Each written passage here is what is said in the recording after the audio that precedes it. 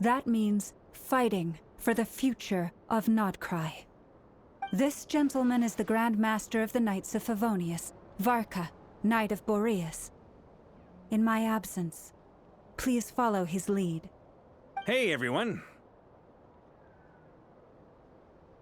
Guess I should introduce myself. Well, to start with, I know my way around a battlefield. Biggest strengths are honesty and hard-workingness. Anyway, point is, I don't intend to let Lauma down. I'm gonna do everything in my power to keep every last one of you safe and sound.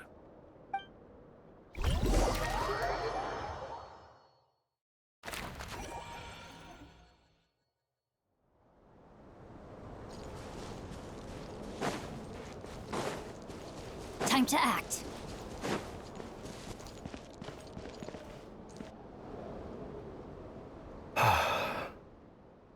Something on your mind? Miss Columbina, was it? I believe that's how the others addressed you. That's right. Names are funny things. Have you always been called Dainslev? Yes. I take it your own name has a more complicated history. I have a different relationship with names than other people. To be honest, I'm not even sure that Columbina is my name. At least, not in the same way that Dainslev is yours. But it's what everyone calls me, and I go along with it. A lot of my life has been that way. I get so used to things that I forget to question why they are so. I never used to think much about where names come from, or what they mean to people. Maybe something's wrong with me. You're different from other people. I sensed it the first time we met. You're more perceptive than most.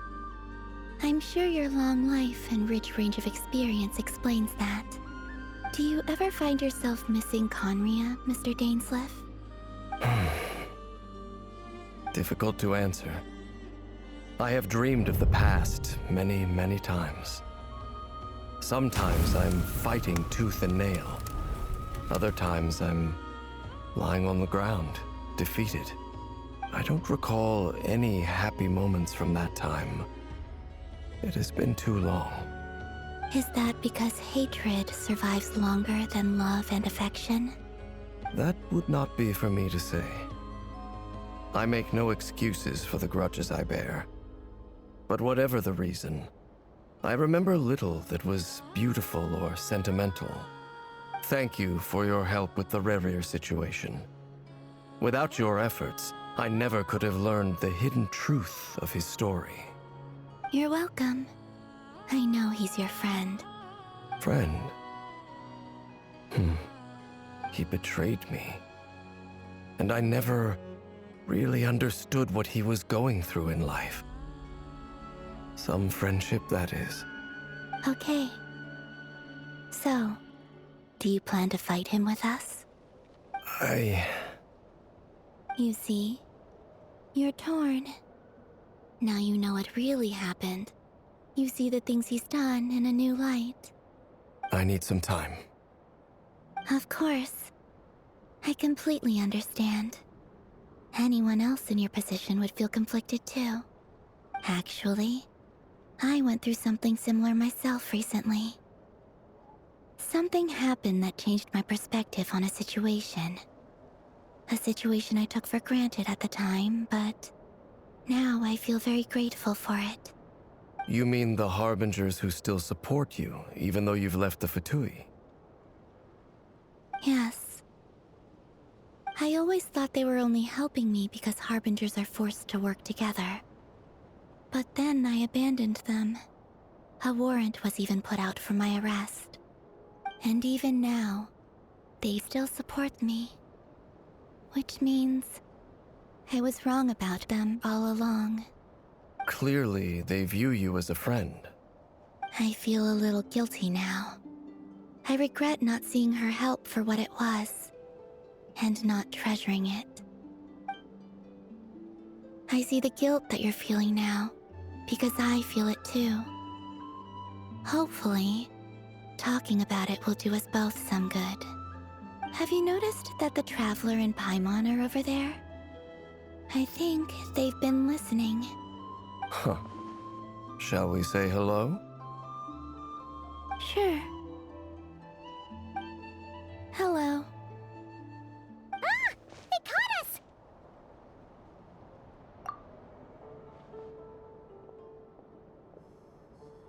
I apologize for making you worry. No doubt you wish to know where I stand on the plan to take down the Recher of Solnari. I'm afraid I need a little time, but I will seriously consider joining you. You will? Oh, thank you so much! Everyone will be so grateful to hear that! They needn't be. This was something that I was going to have to face up to eventually. That doesn't matter to them. They're grateful to you regardless. You can't control their gratitude, so just accept it. And then, have a think about whether you're willing to join us.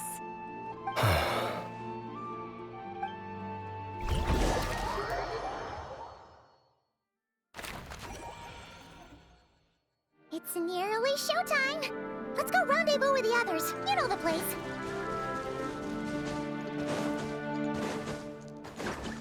Time to...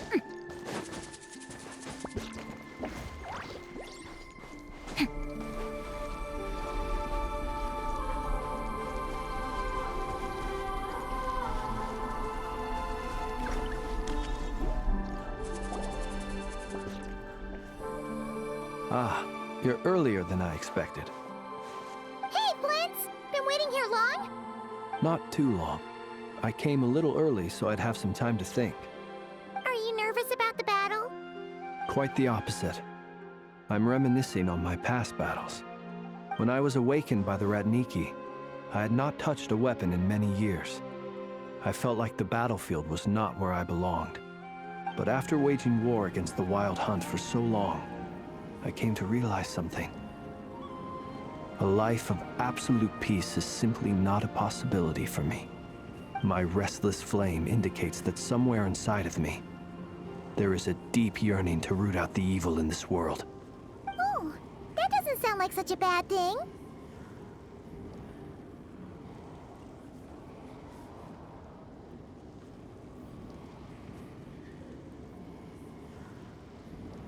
Well, in the past, when I was a Fae whose primary concern was hibernation, it was hardly ideal. But it certainly serves me well here in the present. And I am delighted to be able to join forces with you in this endeavor. Looks like I'm not the first to arrive. Ah, Miss Lauma. Did you sleep okay last night? I struggled to settle down at first, because of the nerves. But don't worry. I got enough sleep in the end. I'll be just fine.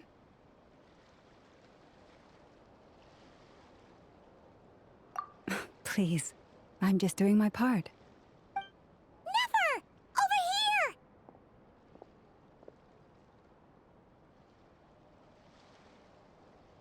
Aino asked me to relay a message. She said Anefa will be on high alert and keep a close watch over all secondary districts where defense is required, providing support as necessary. Meanwhile, Aino herself will provide range support to us directly, using her latest invention. Excellent. My thanks to all involved. The chess set's looking a little unstable. It won't hold him much longer. We should be prepared to engage at a moment's notice. No sense sitting around waiting. Let's make the first move while we still have the option. I agree.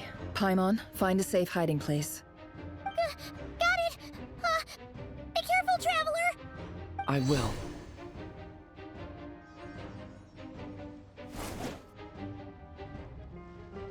Everyone, take your positions as soon as the battle starts. Every ounce of strength we have in our bones, let us bring to this fight. Ready? Let's go. I've seen all your futile ploys before.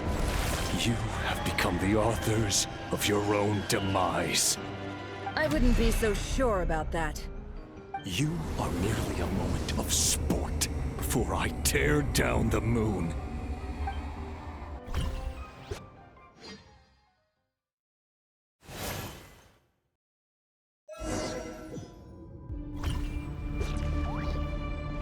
Stay on your toes.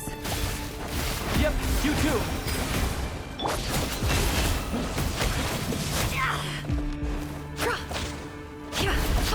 It's all futile. Hunt them down! Let me help you guys.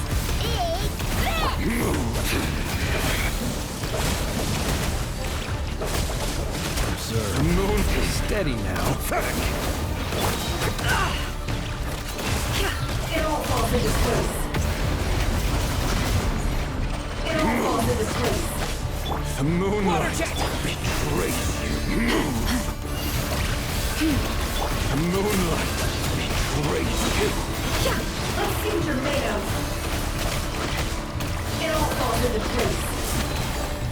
The mystery unravels. It all falls into place. It began with the moon, and so shall it end. The moon will protect you.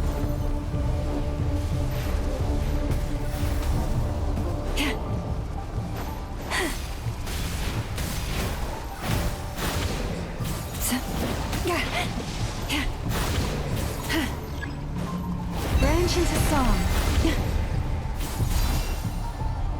Be silent. Are you quite finished?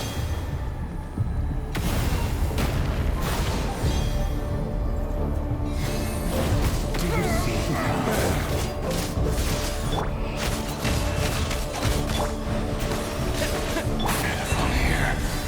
When will it be as you foretold?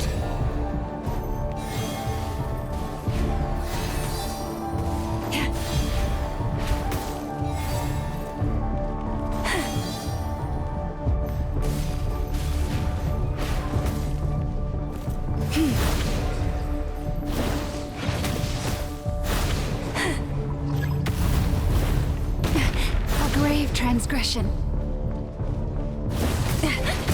Spear is not welcome here.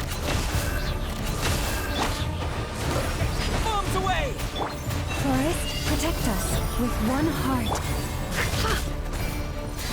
Seek within.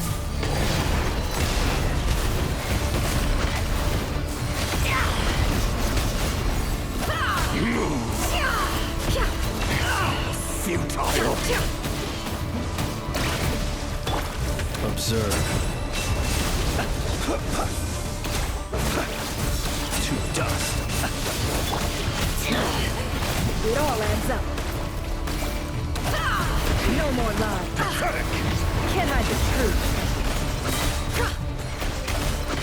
The mystery unravels. Hunt them down! Go! The moonlight Leave this place. By the frost moon. Close your eyes. moonlight Be silent. betrays you. It's all futile. Fear the dark. Close your eyes. Hunt them down! No more lies.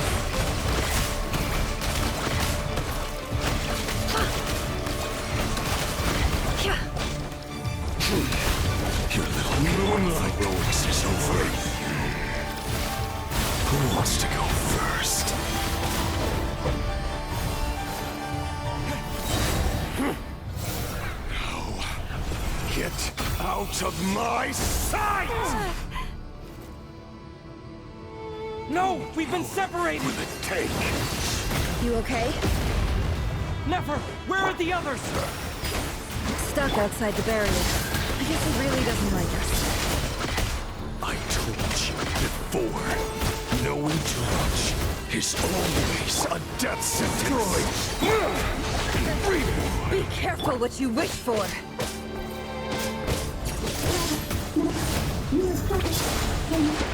Lama! Can you hear me?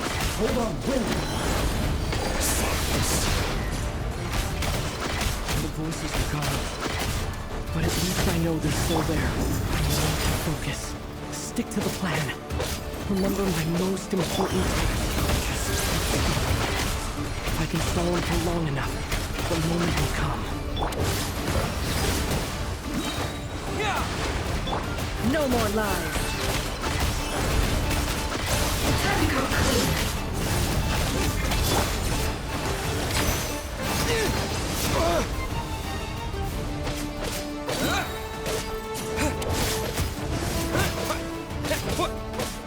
Go!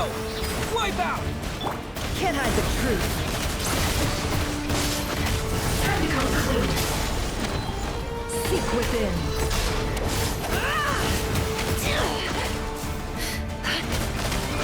It all falls into place.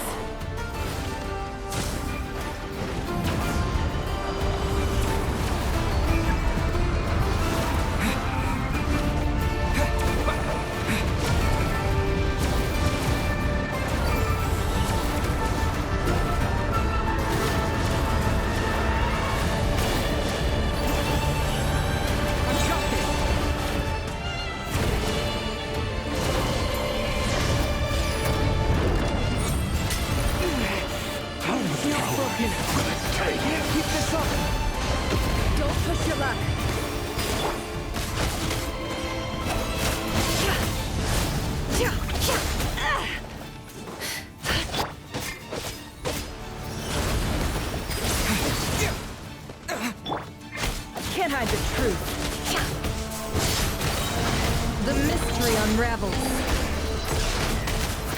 It all falls into place.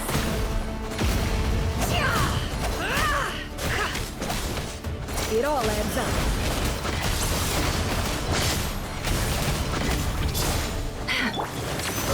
Bombs away! Time to come clean. Seek within. Time to come clean.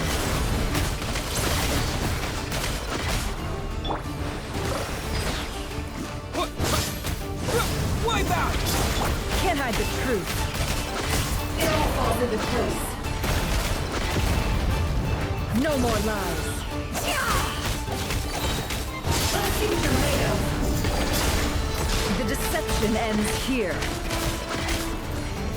It all adds up.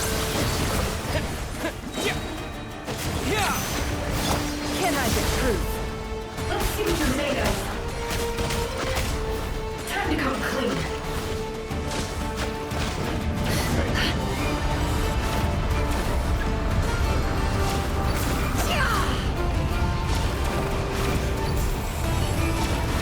Curses. There's no other way.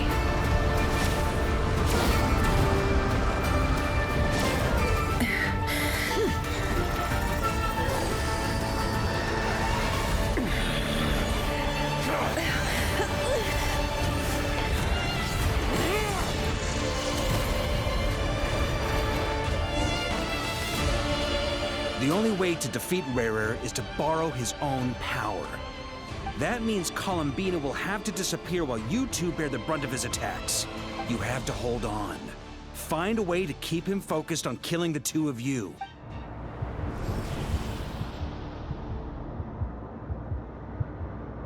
Nefer, your eyes are bleeding. Soon you will be powerless to resist. And then, I will reduce you to dust. But that dust will plague your memories. Come on, keep holding on. Any other tricks up your sleeve? Let's see them. As entertaining as they are, you've backed yourself into a corner. You don't fool me. I see your fear clear as day. I have to stoke his rage. Make him unleash everything. You fear what you could never defeat.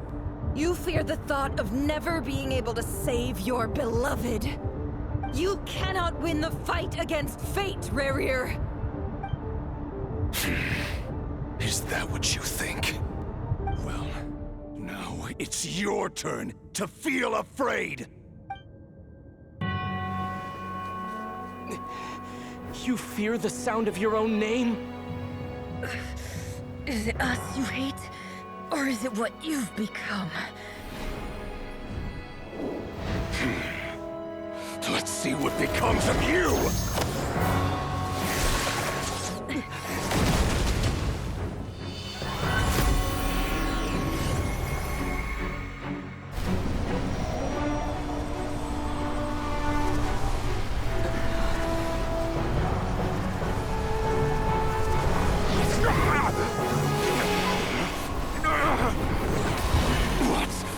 happening?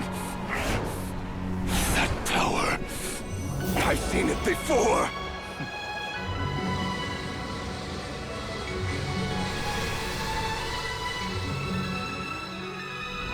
His power is on another level. We'll need to use an alchemical array to convert his power into a usable form. Then quickly channel it into Columbina, rendering her powerful enough to compete with him. I'll join you. I can help. If I release enough abyssal energy into a confined space, it'll create a potential difference, allowing us to extract a huge amount of elemental energy. Next, I'll synchronize with everyone's minds using Pyro, then give you temporary access to their abilities and fields of view. But it won't last long. Can you see? Well enough. So, we have a student of Gold Rheindotter in our midst. How about that?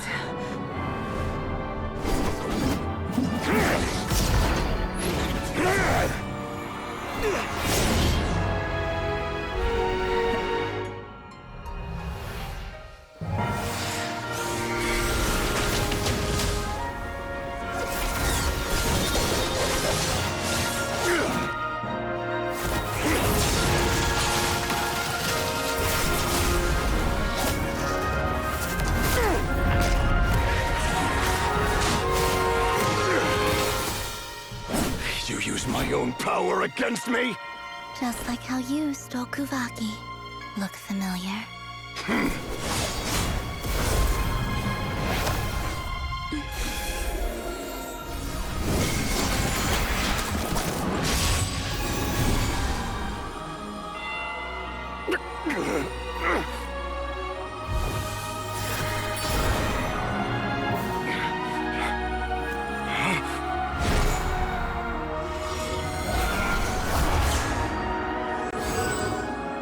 Don't you realize?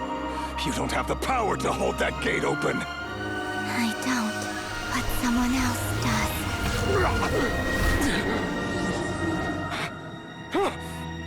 Goodbye, Rerir.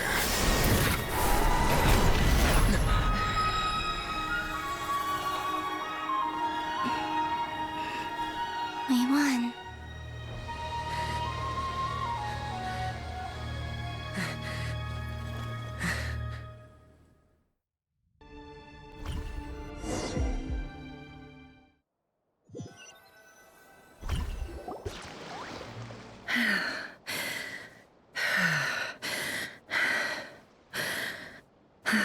Nefer, how are your eyes?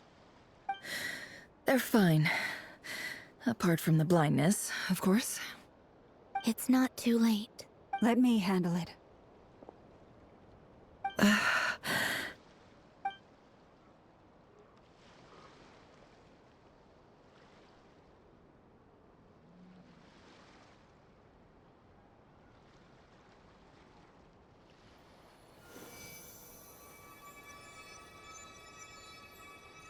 Miss Nefer, it's not like you to lose your composure.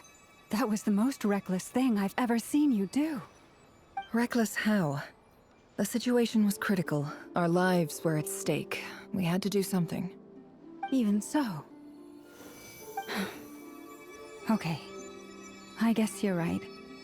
Under the circumstances, it was a wise decision. You traded your eyes for an incredible victory. In business terms, I suppose that's a huge return on investment. I'd be hard-pressed to argue otherwise. Still, I don't like this outcome, and I don't want you to lose your sight for good. People suffer when they make sacrifices they shouldn't have to make.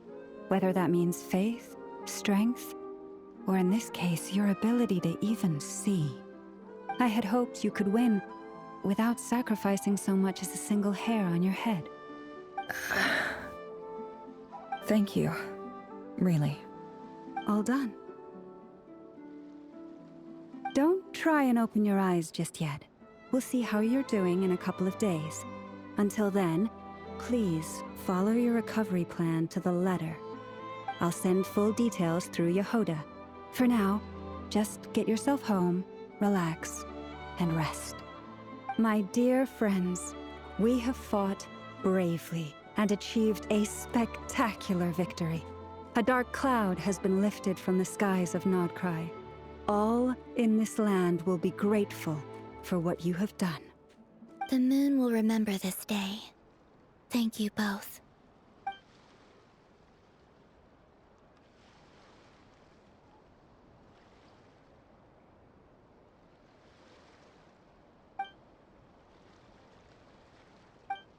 There's something I want to let you know.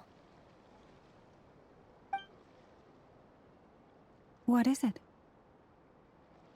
When Durin connected everyone's minds so I could access their powers, I also felt everything they felt. And since Nefer's eyes were injured, my eyes are hurting now too.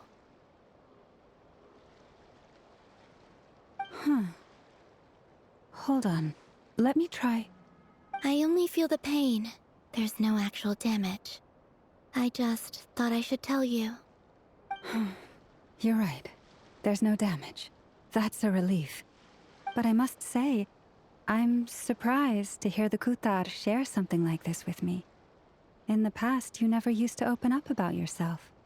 Things are a little different now from how they were. I'm learning to share how I truly feel with my friends. Friends? You have no idea how glad I am to hear that.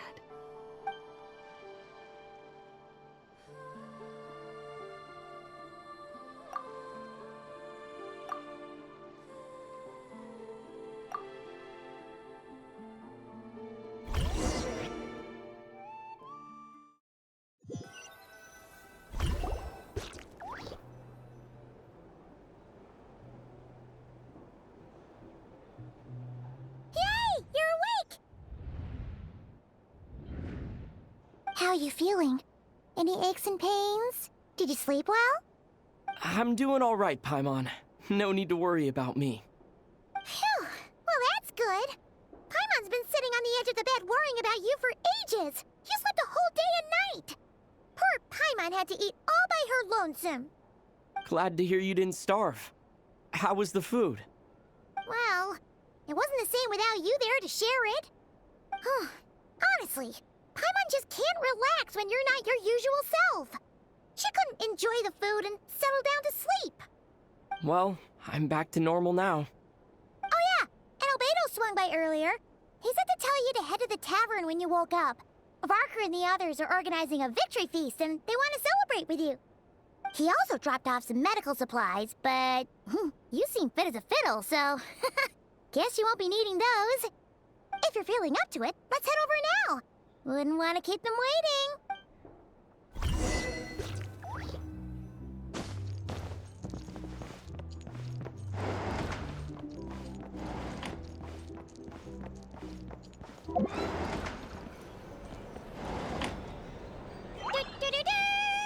We're here! Oh, Traveler and Paimon! Perfect timing! We were literally just saying how there's no way we're holding this victory feast without you any longer, and we would have postponed it till tomorrow. How are you feeling today? Much better. Thanks. Don't worry about me. Relieved to hear it. If that changes, just let me know. Happy to check you over at any time. Yep, we're here for you. Anything you need, just let us know. Oh wait, where's Nefer? How are her eyes doing? Nefer's right over there. I'm sure she'd love to catch up with you.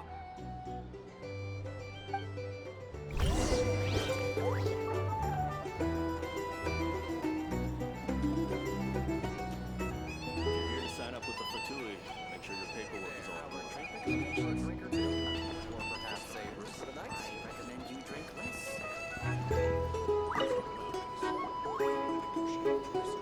Nefer! Traveler, Paimon, are you recovering well? Turns out that moon chanter has some real talent after all. My eyes were mostly recovered after just a couple days' rest. I can actually open them again now. Yeah, but you gotta be careful. Lauma says not to strain your eyes while they're still healing. Yes, thank you. I'm well aware. Yehoda, could I borrow you for a moment? I could do with an extra pair of hands. Oh, sure. Coming. Did you hear that? I gotta go help Lauma for a second. You guys chat among yourselves. I'll grab us some drinks on the way back. Paimon, you still like 'em sweet? You bet! Make it extra sweet, because Paimon's earned it. Sure thing!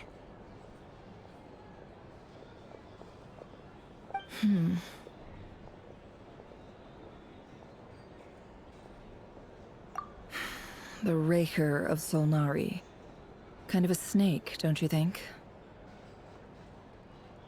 No, definitely a snake. A poisonous one who spewed his venomous hatred everywhere. Anyone who seeks revenge out of hatred for other people has become a snake. That's something my dad used to say.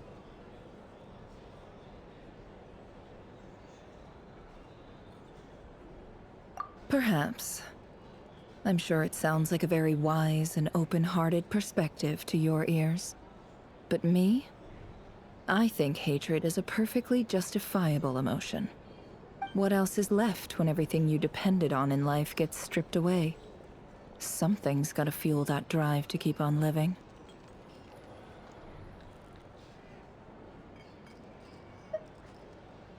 If you're worried about me, you can nip that in the bud.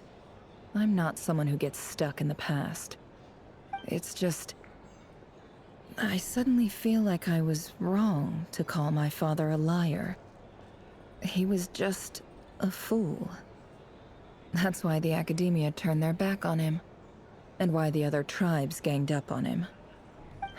Oh, Father. How much better things could have been if you were a skilled liar. Look at the Ibis King. Thoth is a fiendishly cunning liar. And yet, strangely, he feels more like a father to me than my real dad ever was. He's never brought it up, but I'd bet he feels the same way. Why else would he give me the power to perceive the truth, while at the same time training me in the art of deception?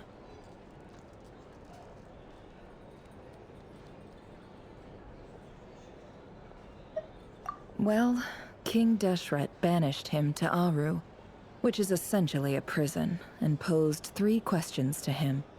He promised that he'd have his freedom if he could find the answers. His response was to take on a physical form and approach me, hoping that I could become his envoy and search for one of the answers on his behalf. Did he really think I'd fall for that? He's stuck there. He can't make me return what he gave to me.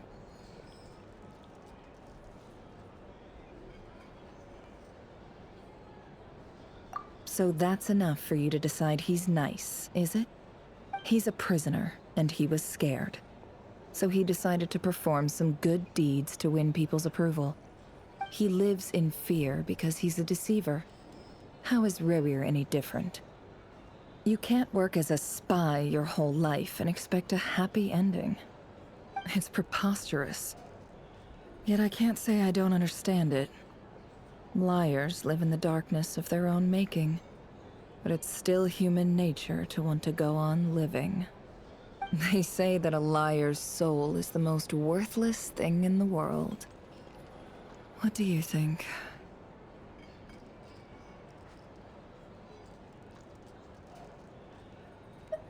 Oh, really? Well, it takes a very kind person to find compassion even for liars.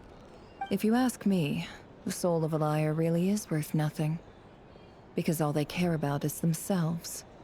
For example, when something good falls into my lap, I don't go sharing the news around. Stops other people trying to steal it from me.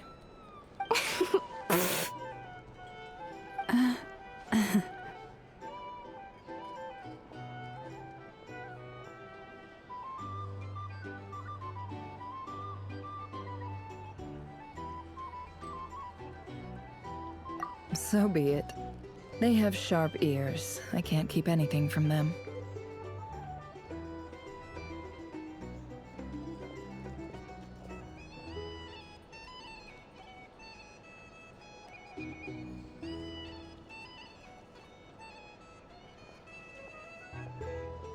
Oh, is that what it looks like?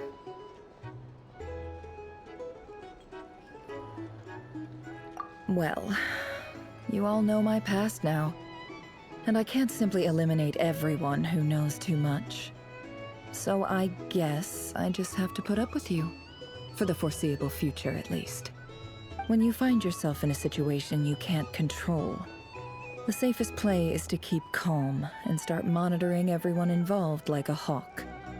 In the intelligence world, you need to have a sense of perspective and play your hand accordingly. If you understand what's at stake, please ensure my secret is safe with you. Very good. Oh, wait! Now that the panic's over and we've all calmed down, Paimon suddenly remembered something.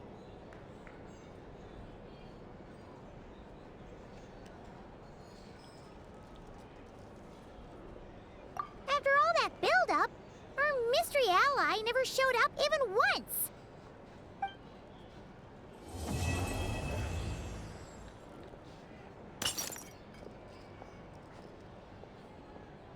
Huh? Am I imagining things?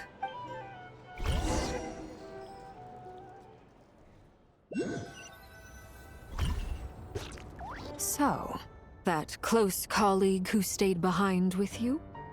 What's he been up to recently? Don't know, don't care. I get more normal human interaction from hanging out with Bosco too than him. Although, now you mention it, he hasn't bothered me in a while. I wonder if... If he's disappeared without a trace, it's the biggest gift he ever gave to the world. But I somehow doubt that's what's going on. He won't lie low forever. So we'd better stay on guard.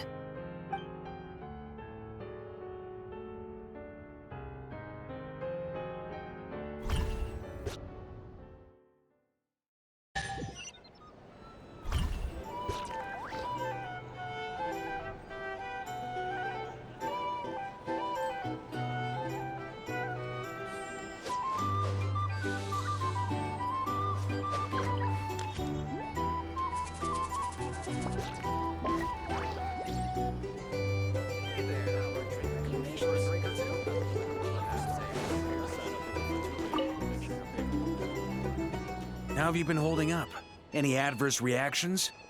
If you start to take a turn for the worse, make sure you tell me right away. You don't need to worry about me, Grandmaster. I'm fine. I mean, I barely did anything, so... What? You're too humble, young man. You played an indispensable role in the battle for Nodcry. We can't thank you enough for your support. Sometimes, when people praise you, it's because you deserve it. The best thing is to accept it calmly and with grace. It's important to learn how to respond to words of admiration. Let's do a quick demonstration. Albedo, that was an incredible feat of alchemy. The pressure was on, but you worked flawlessly at lightning speed to get the job done. Thank you. I can't take all the credit, though. Durin played a big part in forming the alchemical array. See?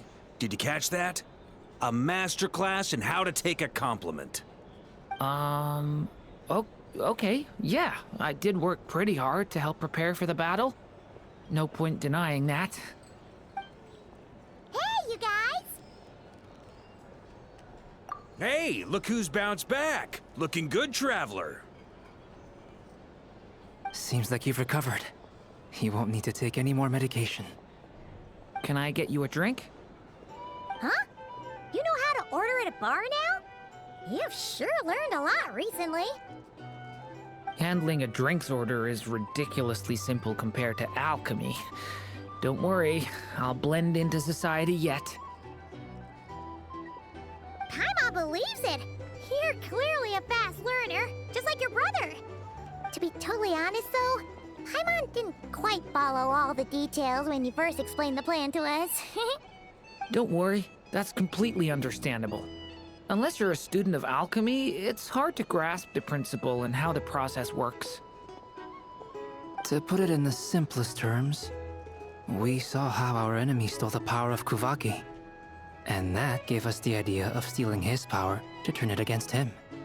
When facing an enemy you have no hope of defeating, it's best not to engage them in battle. So, instead of looking for a way to overpower him, we decided to help Columbina get strong enough to at least stand up to him in a fight. For this to work, we had to analyze his modes of attack, confirm who his main target was, and make sure that he wouldn't go beyond the range of the alchemical array. For added security, we prepared a total of 4 arrays. But to mitigate the impact of the battle, we identified one location in particular as the ideal spot, which is where the confrontation took place. The alchemical array absorbed his abyssal power. Then Durin processed it to render it usable by Columbina. That power enabled her to do what would otherwise have been nigh on impossible. What surprised me was that Dainsleif actually agreed to join us. Given his history with Rerir, he had every right to sit this one out. But we're extremely grateful for the decision he made. It must have been a painful choice to make. But I'm sure that making a decision was far better for him than staying in limbo. Absolutely. He was torn between 2 paths, but in the end, he made his choice and stuck to it resolutely. He doesn't strike me as the sort of person who'd stay trapped in limbo for long. Anyway, however you cut it, everyone gave a stellar performance. And now, it's time to kick back and celebrate. A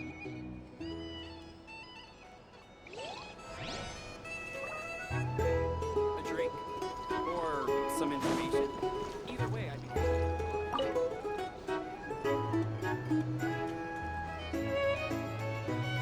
Ah, Lord Sangama Bay.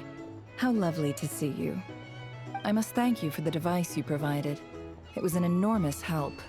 Would I be right in thinking that it was developed by the Academia? Why come and ask me when you clearly know already? I mostly came to thank you. That's more like it. A little gratitude goes a long way with Lord Sangama Bay. Play your cards right, and you might even stand a chance of becoming my long-term supplier. The chance to work with such a kind and charitable investor as yourself would be a great honor for the Curatorium. Huh? Charitable? Who said anything about charity? First time hearing about it. Let's see. The first plot of land you purchased in Nodcry, your desert interests, and... Stop! What do you think you're doing? Exposing my investment history! It's nothing to hide from. They're all perfectly legitimate investments. And some of the land you purchased was with the intent of building a sanctuary? Yes, I heard about that too. How did you... You're a curious case, Lord Sangama Bay. You don't like people finding out about your good deeds, do you? But I'm afraid no matter how hard you try to keep things under wraps, where there's a will, there's a way. You did it for Sumeru, didn't you? It was empty land that was gonna go to waste otherwise. I figured if I built something there, it might at least get some use in an emergency. Disasters are capricious things. They strike without any warning. I've lost family to a disaster before, and I don't want to lose any friends or business partners if I can help it. My elder sister used to dream of finding a sanctuary. Somewhere with plenty of food, water, and medicine. Where everyone could live happy lives. It was something I looked into, but after discussing things with the Dendro Archon, I decided on a more effective strategy. The tech people handled the tech, and Moneybags provided the Mora. It just made the most sense. It's a pity that so few people know the truth about you. Everyone says that you view everything in terms of Mora, and all you care about is growing your own wealth. So, what's the problem with that? Everyone wants to be rich. It's human nature. So yes, I love Mora, and it's nothing to be ashamed of. But surely you have dreams of your own beyond just making Mora. You don't get it, do you? My dream is to invest in other people's dreams. And, you know, make a nice little slice for myself along the way. Just thinking about it makes me happy. Thank you. For the device? And the pendant. Oh, that. I was just returning a favor. Don't worry about it. Seems like we've both been away from home for a very long time. Yeah. So long that I barely remember what my family even looked like. That would be your mother, father, and sister? Yeah, though it's been years since my sister passed away. It's not like I want to forget them, obviously, but memory can be even more ruthless than the most calculating business person. Beyond a certain point, if something isn't helping you, it just gets rid of it. My sister can't help me now. Slowly but surely, her face is fading from my mind's eye. It's become a vague impression. Not everything will fade. When loved ones pass away, the beautiful memories are the ones that last the longest. Yeah, that's true. If you ask me, that's the one silver lining in all of it. Well, that, plus, I'm sure that life is much better now than it was back then. Oh, absolutely. I have tons of Mora, a big beautiful house, business is booming, and I'm as happy as can be. You've got a lot going for you too. Boss of the Curatorium of Secrets? I'm sure there's plenty of Mora to be made in that line of work. I appreciate the vote of confidence.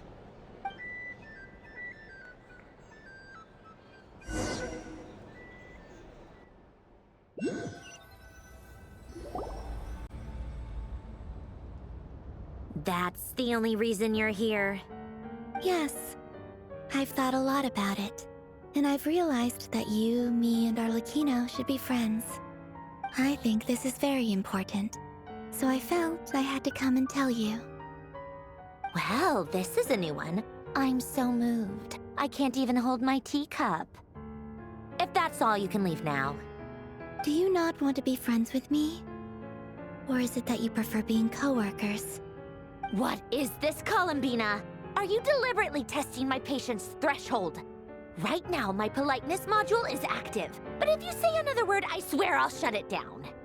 If your politeness module was active, wouldn't you say the word please at some point? Polonia, please see Lady Columbina to the door. Will you still invite me to your next tea party? What? Yes, I think you will. Bye-bye, dear Sandrone.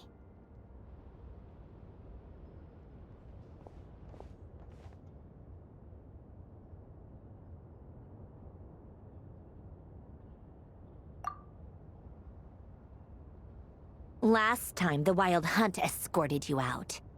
Would you rather I handled it myself this? We just wanted to, see how you were doing now that it's all over. Why? Out of concern for my safety? I hope you didn't seriously think that the Rayhir of Solnari would be able to lay so much as a finger upon me, given how prepared I was. Mostly because you kind of helped us out, so we just wanted to check you were okay. Looks like all your robots are fixed, huh? Oh, don't you worry about that. Tea time is already a write-off.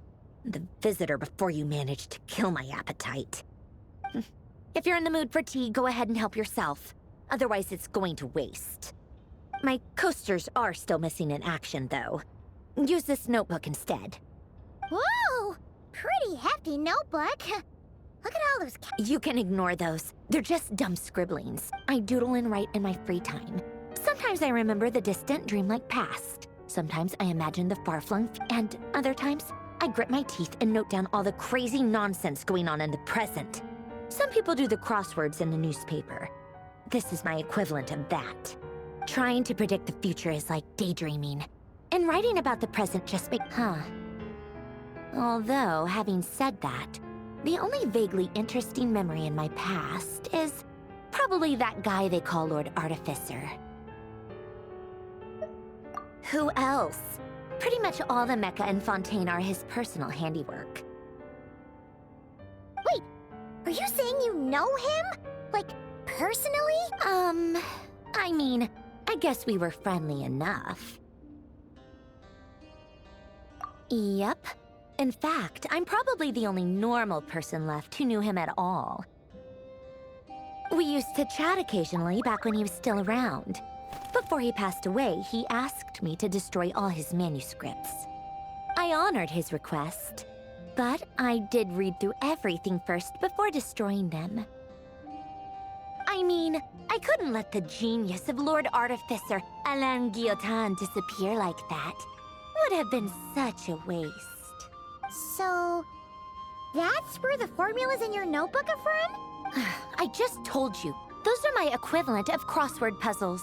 They're just dumb formulas that I solve for fun when I'm bored. Alain's work was like epic poetry. The formulas in my notebook are just silly little riddles in comparison. Not that there's anything bad about them. I mean, at least, solving those riddles isn't going to hurt anyone. Except me, 'cause I lose a few brain cells in the process. Anyway, while we're on the topic, I might as well tell you about what happened to him and his friends. Alain Guillotin had two close buddies, Renee and Jacob. They spent their childhood years together in the Narzissenkreuz Institute. They were all quite competitive, so there was some rivalry between them, but it was a friendly rivalry. But beneath the friendship and the rivalry ran something deeper, a sense of nostalgia for the past. Unfortunately, childhood would end, the prophecy would come true, the apocalypse would arrive, and the future would never be. A mad dream that would normally only capture the minds of lunatics begin to take root in their hearts. A dream of saving the world. And if Renee and Alain had been people of lesser wits, that dream would probably have ended up as something for them to joke about in their older years. But alas, they were some of the sharpest minds around. They nurtured that dream with the full power of their intellect, and it grew into something that ate away at their souls. The first of them to fall under its spell was Renee. Against Alain's wishes, he persisted in experimenting on a mutual friend of theirs to try and save their life. Alain did not approve and parted ways with Renee. It's complicated. Alain wanted to believe that Renee only did what he did for the sake of their friendship. But when he told me about what happened, I could tell he still had some suspicions about Renee's motives. Perhaps the seed that would grow into a nightmare had already sprouted in Renee's mind. Even then, the next time they met, Renee's soul had been completely engulfed by the dream of salvation. His futile attempt to change the tide of fate only resulted in a wave that swallowed up the world, even before the apocalypse came. And although that wave died down eventually, I hear that it just recently came back with a vengeance. As I understand, Renee wanted to live out his dream of salvation once more. But I'm told that the attempted resurgence finally died out for good. At long last, Renee awoke from his deluded dream. Though of course by then it was far too late. What do you think of Renee? Do you admire his transcendent genius? His view that any price was worth paying to achieve the lofty goal of saving the world? Or do you despise him? Dismiss him as an evil madman who wrought havoc on the lives of everyone around him as he pursued his delusional dream? Same difference, really. Just a matter of perspective.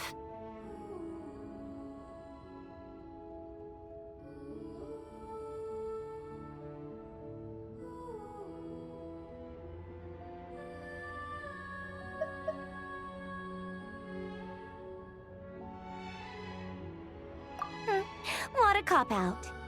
But I suspect I don't like fanatics who give up their whole lives for their ideology. Nor do I like fools who let their delusions take control. Maybe I could understand if Renee had just been an ordinary person. But he had a sage-like intellect. And still managed to get himself lost in the labyrinth of his own desires. Anyway, that's enough about Renee. Now, moving on to Alain Guillotin, the Lord Artificer. He managed to put a stop to the first storm whipped up by Renee. But after that, Alain lost his friends and family. To his credit, I suppose, the loss of his family and friends was purely a tragic accident. It's not like Alain sacrificed them for his cause or anything. After that, the only thing supporting his work was the same dream that had dragged his closest friend down to the abyss. But although the desire to save Fontaine drove him to found the Fontaine Research Institute, Alain continued to reject any form of transcendental knowledge or power. He was suspicious and fearful of it, having seen the way it had affected his closest friend. I think that formulas and machines derived solely from human intellect were the only thing that gave him a sense of spiritual comfort. Yet Alain's intellect was simply too great. It barely left him space to breathe in his lifetime. Once he realized that the end of his life was approaching, he finally accepted the truth. The Nazissenkreuz Institute needed someone, and a human being, to see its story through to the end. He quit working on his formulas, trading them in for the fairy tales that had played such a formative role in his childhood, but which he barely touched in his adult life. He told me that the director of the Nazissenkreuz Institute used to read those fairy tales to the children as bedtime stories. Apparently, they worked wonders at sending kids off to sleep. I think that all he wanted at that time in his life was to be able to sleep deeply without being plagued by depression. By that point, nothing else really mattered. At the very end, he laid down to rest in the ruins of the former Nazissenkreuz Institute orphanage, while the Fontaine Research Institute he had founded continued tirelessly with its work. Many years after that, tensions over competing dreams would once again cause a rift, this time between members of the Fontaine Research Institute. But the actions of those fools had nothing at all to do with Alain. And that is the story of two people from the Nazissenkreuz Institute who both wanted to save the world. One went all in on his fantasy of salvation without ever looking back, and ended up calmly sinking to the bottom of the deepest sea. The other sought desperately to burn bright in his life, even though he wasn't sure where he was going. I do sometimes wonder, why is it that people like them have such grand hopes of saving the world? Even the grandest tree starts as a tiny seed. So perhaps, for each of them, their mission to save the world began with a very simple desire: to save themselves. They were young children with friends and family who mattered to them, desires to explore the meaning of life, ambitions to have a successful career. They didn't want to see all of that taken away in one fell swoop. Or maybe they just wanted to find something to anchor themselves within the chaos, to stop them getting quietly swept away by the storms of life. But instead, the search for their own salvation took them down the rocky road laid out by fate. Do you think the desire to save oneself is enough of a justification to try and save the world?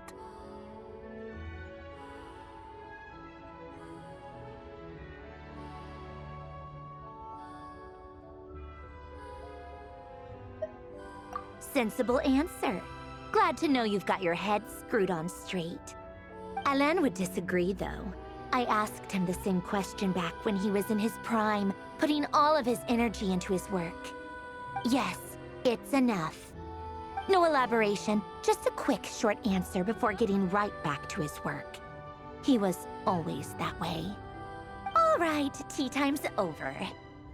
I owe Arlecchino a favor for telling me these stories. I'll have to bring a whole sack of gifts the next time I visit the House of the Hearth. I'm gonna go tinker with Polonia now. You guys can do whatever you want, as long as it doesn't involve interrupting me. Polonia, exit hibernation mode. Begin diagnostics.